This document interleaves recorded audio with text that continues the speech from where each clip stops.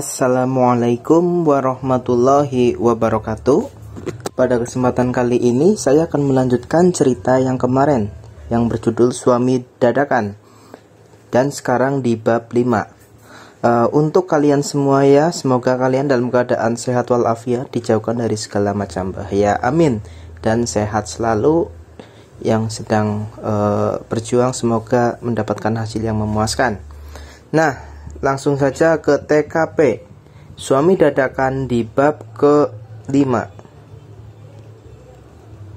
Mas Reza bangun, ucap Melisa sembari mengguncang bahu suaminya yang masih terlelap di sofa panjang depan TV. Reza memilih pindah dari tempat tidur menjelang subuh tadi.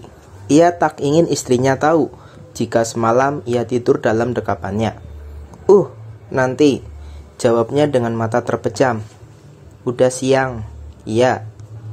Cepetan, aku udah siapin bajunya tuh. Melisa hanya tak ingin kejadian kemarin terulang lagi. Melihat suaminya hanya memakai handuk di depannya. Sungguh, itu membuat jantungnya tidak beres. Ya, punya istri ternyata lebih berisik dari jam waker. Melisa yang mendecak kesal. Ia meninggalkan suaminya keluar dari kamar menuju dapur. Di sana sudah ada mama mertuanya yang sedang menyiapkan makanan di atas meja makan. Pagi Ma, sapa Melisa. Pagi sayang, mana Reza? Tanya mama. Udah dibangunin tapi susah banget Ma. Mama hanya tersenyum. Ia sudah hafal dengan kelakuan anak sulungnya itu. Melisa kembali masuk ke dalam kamar karena sarapan pagi sudah siap. Tapi Reza tak kunjung datang. Ia membuka pelan pintu kamarnya dan benar saja suaminya itu masih terlelap di sofa tempat di mana terakhir ia tinggalkan. Ya ampun, Mas bangun.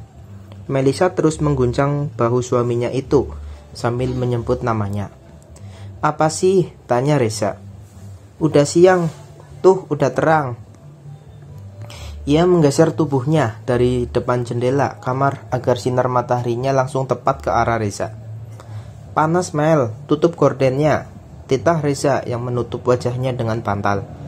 Cepat mandi, ucap Melisa lagi.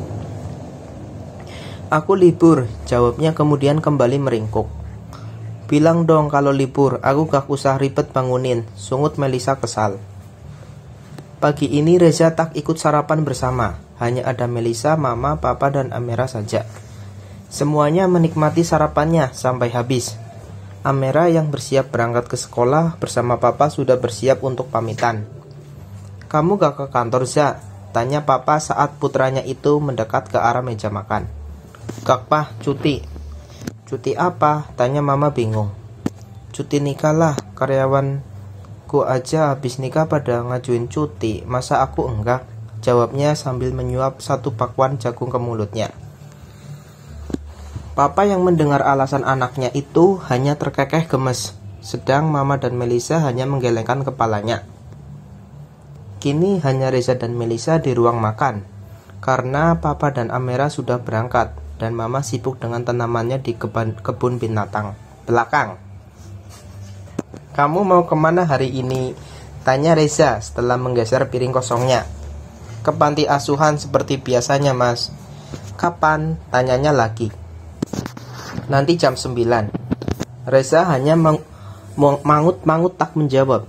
Ia bangun dari duduknya menuju ruang TV, membawa satu toples kacang dalam dekapannya, dan Melisa hanya mengekor di belakangnya.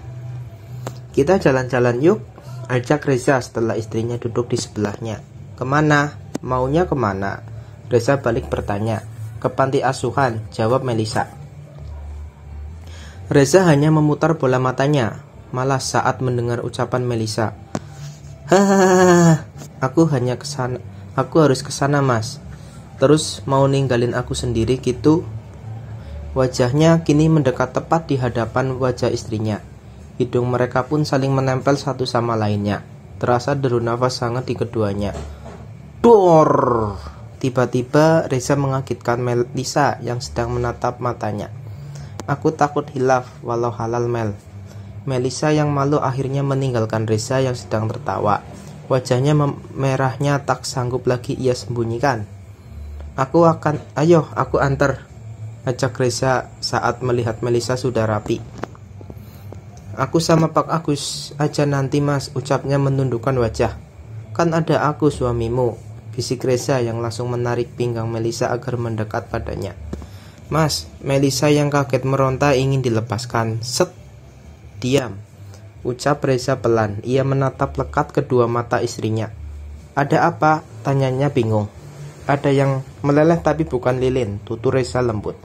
Apa? Hatiku, jawab Reza dengan bisikan menggoda.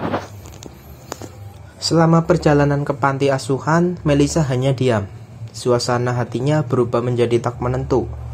Degup jantung yang sering berdetak tak wajar, keringat dingin di tangan, dan juga wajah yang mendadak merah. Kamu sakit? Tanya Reza masih di dalam mobil. Iya, jawabnya singkat. Ya udah, kita ke rumah sakit ya. Gak usah, mas lanjut aja ke panti asuhan. Loh, katanya sakit, atau mau pulang? Tanya Reza yang sudah menepikan mobilnya. Jantungku yang sakit mas. Reza mengerayitkan dahinya bingung. Jantung aku bisa sakit kalau dekat kamu terus, jawab Melisa sembari menutup wajahnya dengan kedua tangannya. Hahaha. Aku kira kamu serius sakit jantung. Reza tertawa mendengar alasan sakit dari istrinya itu. Sini, ia merentangkan kedua tangannya. Apa? Jawab Melisa ragu-ragu. Udah, cepetan sini. Dengan tak sabar, akhirnya Reza menarik tubuh gadis di depannya itu agar masuk ke dalam pelukannya. Gimana, sama gak? Tanya Reza mendekap erat Melisa. Melisa memejamkan matanya, kemudian menangguhkan kepalanya. Ia sedang menikmati detak jantung suaminya yang berdetak sama kencangnya seperti yang ia rasakan. Biarkan semua berjalan seperti ini. Sekuat apapun kamu menahan, jika Tuhan tetap meyakini kita berjodoh, kamu bisa apa? Ujar Reza mengelus kepala istrinya. Nikmati semua rasanya, karena untuk saat ini aku hanya bisa memberimu rasa nyaman. Dek. Melisa mendongakkan wajahnya, menatap mata suaminya. Reza tersenyum manis pada istrinya. Ia tahu ada sebuah pertanyaan di benak wanita yang ada di depannya itu. Aku memiliki masa lalu yang belum selesai, ucap Reza mengelus pipi mulus istrinya. Melisa hanya tersenyum ketir mendengarnya. Ia menarik tubuhnya menjauh dari Reza. Jangan salah paham, aku ngerti, jawab Melisa pelan. Sampai di panti asuhan, Melisa hanya turun sendiri. Reza memilih pulang dan akan menjemputnya sore nanti. Sesuai janjinya tadi, Melisa akan mengenalkan pada ibu angkatnya, sekaligus pemilik panti asuhan tempat Melisa mengajar adik-adiknya asuhannya itu. Mobil ia lanjutkan dengan kecepatan sedang menuju bengkel Ardi, tempat Reza semasa kuliah dulu. Keduanya bersahabat sejak di bangku SMA sampai saat ini.